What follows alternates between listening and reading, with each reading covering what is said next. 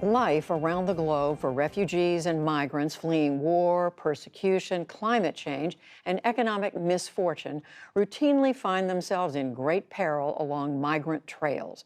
Perhaps the most perilous path anywhere through the Darien Gap, a wild, lawless stretch that straddles Colombia and Panama. Last fall, before the pandemic and with the support of the Pulitzer Center, correspondent Nadia Drost and videographer Bruno Federico put themselves at great risk to bring us stories of people risking everything to make their ways north toward the U.S. And a warning, the images and accounts in this report may disturb some viewers. Where South America meets Central America lies one of the world's wildest jungles. It's roadless, lawless, and almost entirely uninhabited. Its name, the Darien Gap. Underneath the soaring jungle canopy, migrants from around the world risk death crossing the jungle in a desperate bid to reach the US and Canada. They have no map and no instructions on how to make it through one of the world's most dangerous migration routes. I would like to send a message to anyone who is thinking of doing this route. It's very dangerous. If I knew this, I wouldn't have done it. Many migrants spend a week or even 2 on this trail before they reach a village and safety. But these journeys started long before. Migrants from Asia, the Middle East, and Africa flew into Ecuador or Brazil, where visa requirements are somewhat lax. Haitians also use this route as a springboard north. But to get from Colombia to Panama, they have to cross the Darien Gap by foot. It's the only missing 66-mile break in the Pan American Highway from the tip of Argentina up to Alaska. Migrants go first to the end of the road in Colombia, the port town of Necoclí, to head west along the Caribbean. The passenger manifest was global. Most had little idea of what lay ahead. They dock in Capurganá, a tourist town, now a trailhead for migrants headed into the Darien. We set out to join up with the migrant trail and reached a makeshift camp where smugglers wait for migrants. At dusk, a group of Cameroonians and Pakistanis arrived. They were exhausted and relieved to find the last spot on the trail where they can get hot food. Morning broke with torrential rain. The Darien is one of the wettest places on the planet. The environment could hardly be more different from the high mountains of Pakistan this group of friends call home. The Taliban targeted our family from time to time. That is why I had to leave my country. We packed our food for 5 days, and with guides we hired, followed the migrants as they set out, on a day-long ascent of a mountain ahead. The steep and slippery terrain was tough for everyone, but nearly impossible with an injury. This woman from Cameroon could barely put weight on her knee. Exhaustion took over.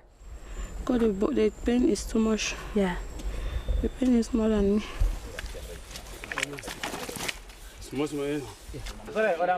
Up the mountain, the smuggler the Cameroonians and Pakistanis hired demanded payment.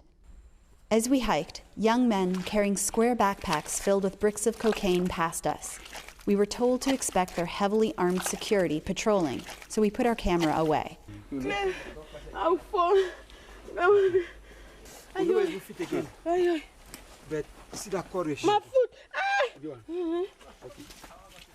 After a steep descent, the group made it to this river. They were almost out of food. Smugglers won't venture any farther into Panama, where they could face over a decade in prison if they're caught. This one, who didn't want his face shown, wished smugglers weren't prosecuted so they could help migrants safely complete their journey. I've had to see mothers who tell their children they can't go on, to give themselves up to God. For anyone who has a family or kids, that breaks your heart. Another smuggler, who can't be identified, told us he came across this migrant who had been injured and spent 2 weeks on this mountainside.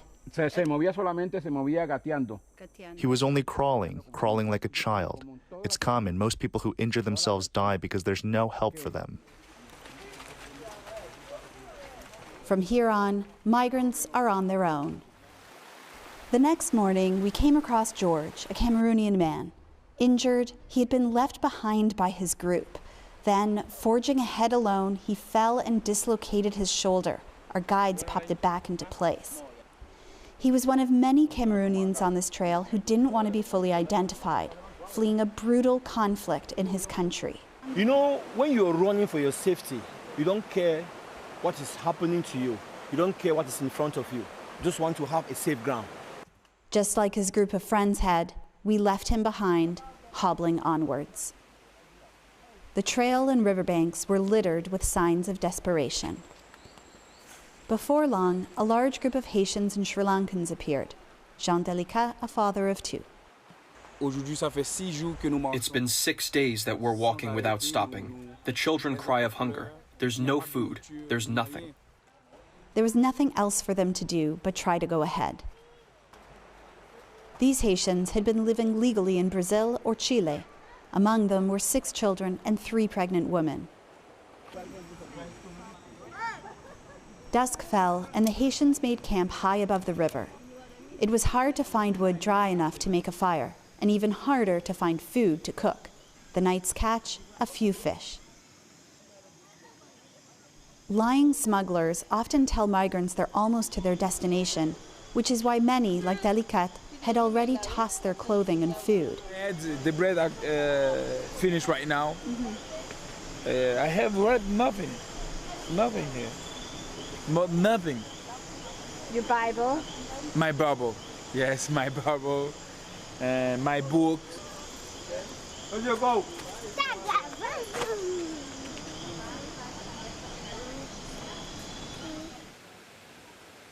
Dawn broke after a night of heavy rain. They've barely slept. They are soaking wet and very hungry, but in fact, we are stuck here for now. That's because overnight the rain made the river rise dramatically. It was too high to cross.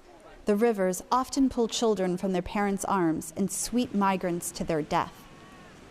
Marooned, with unwelcome time to think, worries took over the Haitians, like Rosie Bantour. Sometimes I think that if I was not this poor, I wouldn't have got into this situation. The river level dropped, and we finally set out again. Later, we were joined by 15 Bangladeshi men with nothing but the clothes they were wearing. They had been robbed 4 times on the trail of everything. A man we're calling Saeed, because he's scared to be identified, explained. A group of 5 to 7 mafias came to us. They pointed a gun towards us and took away our bags and everything. They left nothing for us. They even took away our food. The river was dangerously high, and we cut the day short and set up camp. The next morning, 8 migrants from Haiti and Ghana, who began the crossing with the Haitians but fell behind, suddenly showed up. Among them, a woman and her boyfriend from Haiti were robbed by bandits days earlier. One grabbed the boyfriend's arm, threatening to cut it with a machete. Charlie Pierre from Haiti helped tell us what happened. After, the thief said, "Go off and leave the woman behind." And so he's walking, but looking behind, and sees these guys lowering his wife's underwear. One of the men assaulted her, penetrating her intimate parts with his fingers, looking for dollar bills they suspect migrants of hiding. Later, we heard many stories of this and other abuse on the trail. After another night of heavy rain, the river is very, very high. It's going to be risky to cross it, but we simply cannot wait any longer because we have run out of food. Pierre found a pregnant Haitian woman he had been searching for, and we got on our way, trying to sidestep the river. After 8 days on the trail, Rosina Boateng's family from Ghana had run out of food. Because when is it going to finish? The hope, I lost hope. I even lost hope. Stomachs were empty, legs were quivering. Because the river was too high, we had to make a detour, winding up into the forest and dimming all hopes of reaching a settlement in Panama by night. The next day, minds were racing with one question. Will we make it out of here? There were foreboding reminders of those who did not. But these migrants joined the legions of survivors crossing the Darien Gap. As the river opened up, a driver and his outboard canoe appeared. We were on our way, finally, to a village. This night, the group made its way out of the Darien Gap, but the rest of their journey is as opaque as the black waters ahead. From the Darien Gap in Panama, reporting with Bruno Federico, I'm Nadia Drost for the PBS NewsHour.